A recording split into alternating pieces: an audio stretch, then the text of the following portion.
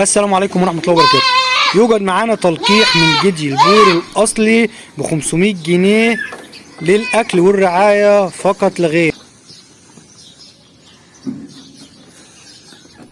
السلام عليكم ورحمة الله وبركاته. جينا لكم بفيديو جديد من قناة طيور أبو صدام. النهاردة إن شاء الله هنتكلم عن الشعير، مميزات الشعير مع المعزة. الشعير ده حاجة الأمعاء، يعني بنبت أمعاء الحيوان اللي معايا هم أصلا بيأكلوه للحصان علشان الطاقة العالية اللي فيه. في نسبة بروتين كويسة، وفي نسبة أملاح، ونسبة سكريات، ونسبة معدن، ونسبة أحماض. الحباية الوحيدة اللي كاملة متكاملة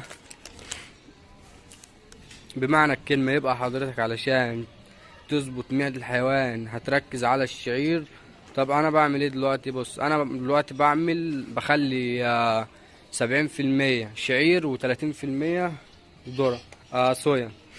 طب لو ان شاء الله تقلت يعني وجسمها اتظبط وانت مش عايز تسمن، هتقلل نسبة الصويا، يعني هتخلي 80% شعير و20% صويا. انا كده بظبط الحاجة اللي عندي، والحاجة ان شاء الله هتاكل كويس وهيبان عليها طول ما هي بتاكل شعير. الشعير معايا انا بستخدمه علاج، يعني بيوفر معايا موضوع العلاج وموضوع الفيتامينات، يعني حاجات ما تبعدش عنهم الشعير والصويا.